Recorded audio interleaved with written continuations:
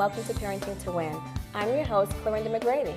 If you're new to this site, parentingtowin.com is your one-stop shop for all your parenting needs. Here, you'll find helpful tips and expert advice for all parents, no matter if you have kids in diapers or kids in dorms. On today's episode of Parenting to Win, we've got Houston-based hip-hop artist Archie with the message that you don't want to miss.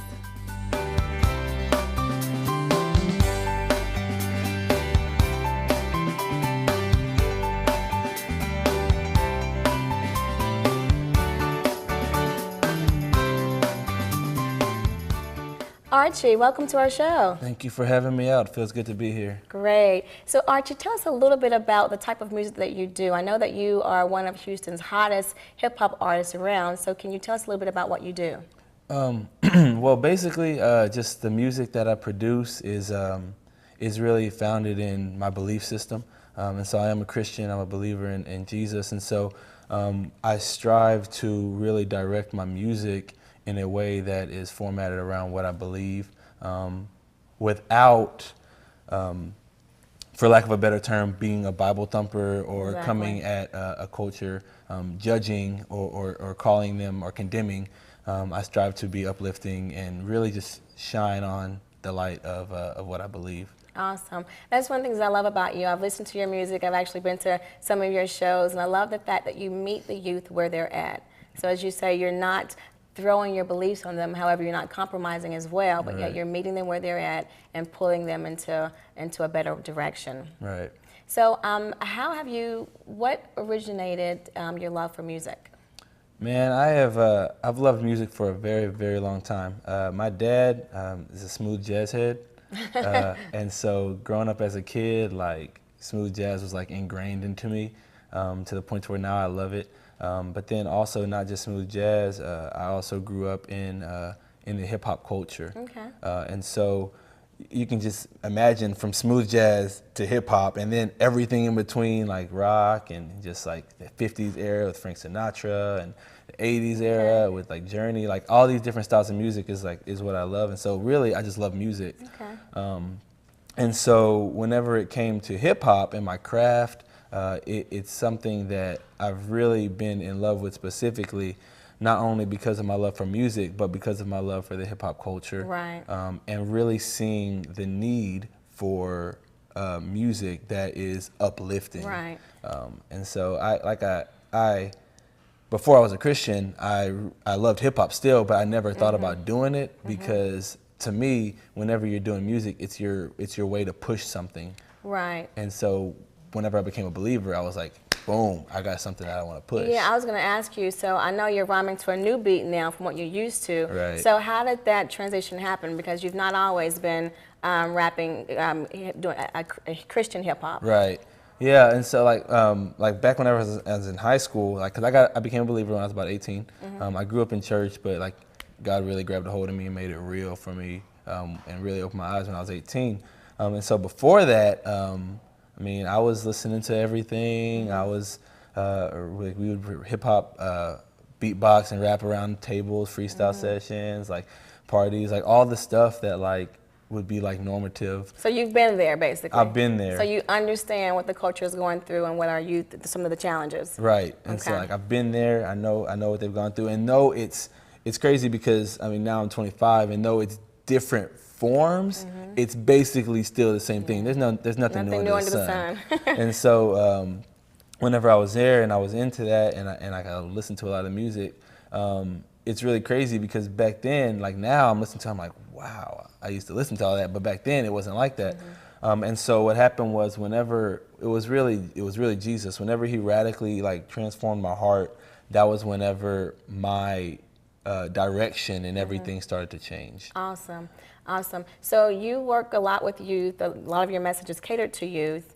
What exactly do you see some of the challenges that our youth are going through now? I think some of the biggest things that youth go through is wrapped up in a few things. A lot of kids, they really, at the end of the day, they want love. Yeah. I mean, that's probably like what sums it all up. They want love, and in that, like they strive to be accepted. Yes. And so in acceptance, like, I mean, you see it with with young people from as young as elementary school now, they'll strive to find acceptance in the crowd that they hang out with. Yeah. Girls strive to find acceptance in other guys, and so they end up giving themselves away. Dudes strive to find acceptance in other dudes, so they put on this facade or this rough, hard facade. They end up joining gangs because I want to be accepted and this is cool, so I'm going to do it. And a lot of times, one of the biggest areas that they find what would make them be accepted is in what they're listening to. Exactly. So like you have this artist who's making this music, and whether he says it's real or not, he's like, I'm just making money, but somebody's listening to that. Right. And they're saying, this is what's real, so this is how I'm gonna act in order to be accepted. And so you have all these kids running around thinking that this is what makes them accepted. Right. So Audrey, just how serious is the music, the potential of the music that we listen to? I heard the other day a gentleman sort of make light of the music that his son was listening to with some pretty derogatory lyrics, but he just said, oh, it's no big deal. He knows it's just music. Is it just music? I've talked to a lot of different people about that like specific topic, and so because a lot of parents or a lot of even young people that try to justify what they listen to, they'll say it's just music or it's just a beat. But at the end of the day, it may be just music, but or I guess I'll say it may be music, but it's not just music. Like music, it definitely does have an impact on what a person does, what a person is going to become at some level because of the influence that's being fed to them. Example, like if you have a parent who's constantly telling you, you're not going to be anything, you're not going to be anything, you're not going to be anything, that kid is going to grow up feeling like I'm nothing. But if you have a parent encouraging them, they're going to feel like they can be something. Right. And so music is just another form of speaking into someone, whether they know it or not. And so I believe that it's not just music because it does have an impact on what the kid or what the youngster is going to become. Right. So those words basically have life that they're speaking into. Oh yeah, them. Definitely. Man, they can create a emotion inside of a person. Yes. They can influence people to do certain things. Like I said, I don't believe that a person can blame music for their actions, but it does have an impact on the actions that a person is thinking about doing. It helps set the tone. Exactly. It sets a mood, like we were talking about earlier. Whenever a person, like, if they're angry and they want to fight, and they turn on music that is angry or loud, and it puts them in the mood to want to fight, you know. And so just different music definitely influences people in different ways. Yeah, so music definitely, it sets the atmosphere, whether it's positive music, whether it's, you know, negative music, and of course the words, you know, it has the ability to speak life into a situation or to do just the opposite. Right, it definitely does. What are some of when you work with the youth that you work with, what are the concerns different from the younger guys that you see versus the older guys? As far as like elementary school, middle school, and then like college. High school. They're different, but it's crazy because nowadays it's becoming to where like younger kids deal with a lot of stuff as well. Yes. Because it seems like I don't know if it's a saying that people say, but like I think I've heard it before. People are growing up faster nowadays, and so a lot of the younger kids, like, they're dealing with a lot of stuff that a lot of older kids are dealing with. Whenever I was in South Africa and I was visiting some of the townships, which is like the slum areas, I met a 10-year-old little boy who was a gang leader. 10 years old, he's been stabbed in the leg, all this different stuff. And so I say that to say, like, he's only 10. Wow. And that seems like something that, like, it would be an 18, 19, 20-year-old, but he's only 10. And so, like, young kids are definitely dealing with stuff that older kids deal with as well nowadays. And we're speaking to that 10-year-old. He obviously has formed an identity on who he is. Right. Can you speak about how our kids, how the traditional hip-hop music, how that is affecting our kids' identity versus the hip-hop that you put out?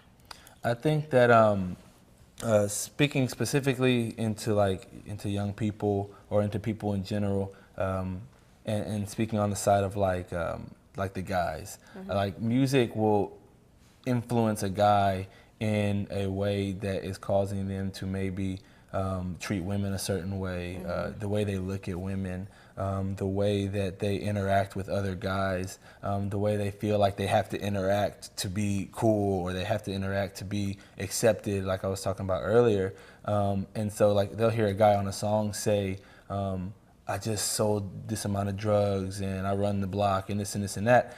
And a dude will think, I have to be cool to do, and I'll do that to be cool. So they start to associate what they hear in music is to put themselves in that category. Right, and the same thing with girls. Like a girl will feel like, a girl that like, let's just walk through like a whole scenario. You have this girl who doesn't have a dad, and she has a mom, but the mom is always working. And all like respect to moms that are working hard for their kids to be able to feed them and stuff like that. But like this girl who like maybe she's at home all the time, and or she doesn't have a dad, so she feels no love from a healthy male figure. And so what she does is, in her insecurity, she's listening to this music, and she's like, well, they're talking about what guys want. Right. And so in order to be accepted by a guy, maybe I have to do what they want. Right. And so then she begins to act that out. Perpetuates itself. Right. Yeah. And so it's teaching her something, even if it's wrong, like that's what she's learning. So basically what you're seeing, a lot of what I'm hearing is it's the acceptance issue, the validation, and basically feeling loved. Right. Yeah. And music is so crazy because even though they, in their heart, whenever they are like in their room by themselves, they know they want love, the music has taught them to be hard, so they'll never admit something like that unless like their heart is like softened. And then they're like one-on-one with somebody. I've talked to dudes and they've been like, man, like, I really just want like someone to love me. Like at the end of the day, like 16, 17-year-old dudes that are just, they just look at them like hard. They got these hard faces, and then they open up to you, and they're like, "Man, I really just like want somebody to love me." Just want love. Yeah. What can you suggest to parents in regard to how they can be better informed to help equip and support their kids and the music choices that they may listen to? I mean, I would encourage parents. I think it starts off with relationship. I encourage parents to have a relationship with your kids. It can be a lot harder and you're the parent, and so like you have a right to raise them in whatever way you want to, but like it can be a lot harder for a child to accept advice or to feel like you're just jumping on me if there's no relationship there. And so first I would say like have a relationship with your kids, like bring back like spending time with them, father-daughter dates, mother-son, mother-daughter dates, like stuff like that. Spend time with your kids so that way you have a relationship, a healthy parent relationship. I'm not telling you to be like their best friend. Exactly. But like have a healthy parent relationship with your child, and then from there be monitoring what they're listening to and talking to them about what they're listening to, explaining to them like, do you know what this means? And do you know what that's saying? If you're talking to your daughter, do you know what that's saying about you? And then like not only doing that, but bringing in another form of that they can listen to. And there's so much positive hip hop out there now. Like so much to me, and like I'm a judge based off of music, and so like music is music to me as far as like talent. Like a person can be talented even if they're talking about garbage. But like right now, there's so many talented artists that I would say they're more talented.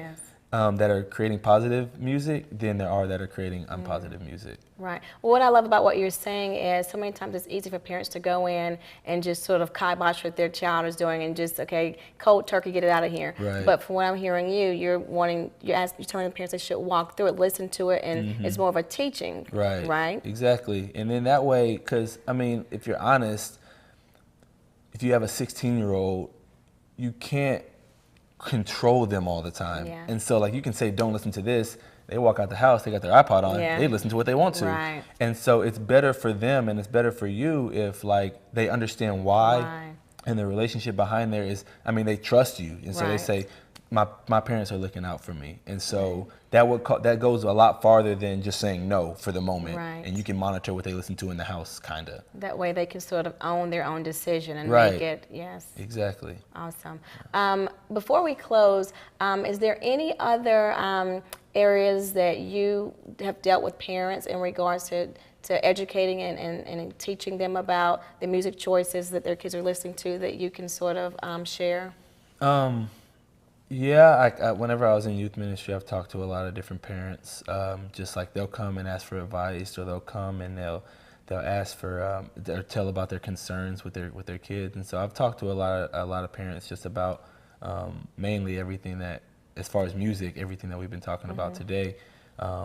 And just really encouraging them, because a lot of parents come discouraged. Yeah. Like they blame themselves. I don't know what I'm doing wrong, and Yes. and I'm just like, be encouraged. Like, be encouraged with your parenting. Be encouraged with your child. And even if you have made some quote unquote mistakes, like don't be held down by that. Like, move forward into the future, you know? Awesome. And you know what? Actually, I forgot. You have a brand new reality web show, right? Yes. Can you speak a little bit about that? Church in the Wild is what it's called, and man, it's in the second season right now. The first season's done. It was 10 episodes, and basically what I do is I've always loved video, and so I was always trying to figure out a way that I can incorporate video into hip hop and outside of just making music videos, and so I started up a reality show called Church in the Wild, where basically I get together with another artist or a friend or a pastor or anybody that really I have a relationship with, and I say, hey, let's go hit up an area in Houston. Or, I mean, now, it's second season, we were in Florida for the first couple episodes. And so we just hit up an area, and we have a specific topic, whether it be thoughts on Jesus, thoughts on heaven. We did one on homosexuality. We did one on sex versus abstinence. And we just go up to random people and we say, hey, like, we're filming a documentary. We were wondering if we can get your thoughts on a topic. And we just get their straight up thoughts on the topic. Oh, wow. And then we walk through all this. And then at the end of it, I sit down in front of the camera for a few minutes and I say, based on scripture, this is what this topic how it should be handled. And so for me, like, I love it because it does a few different things. Like, it informs believers what scripture says about stuff.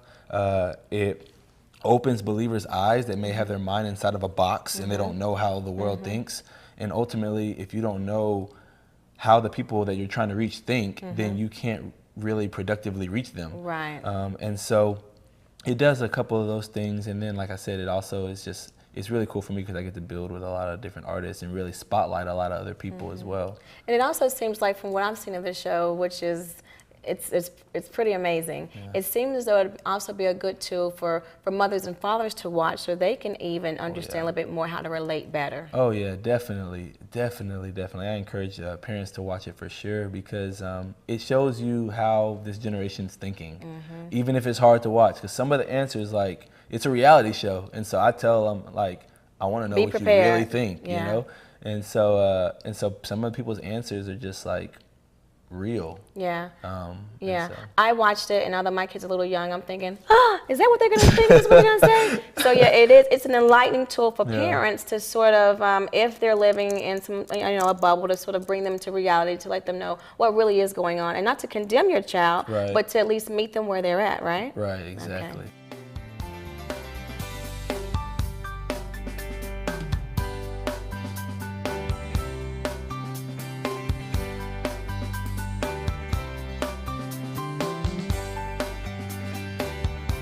So Archie, you've got such amazing projects going on. You've got your recording, you've got your album, you've got your reality show, you've got concerts lined up, you've got people banging at your door trying to get to you, get your autograph, all that good stuff. Can you tell our viewers how they can get in contact with you if they want to reach out to you, learn more about what you're doing, where your next show is, and any other information? Definitely. If you go to secondent.com, secondent.com, you can find out everything about my music, about the other people that I rap with, and just bios, and download free music, and check out all the videos and stuff and whatnot like that. And then if you go to churchinthewild.net, that's where you can find the reality show, and just kind of see the episodes and full interviews, and also read bios and see some of the upcoming shows or whatnot. Awesome. Thank you so much. Thank you. Until next time, I'm Clorinda McGrady, reminding you that raising your child to be a champion makes you a winner every time.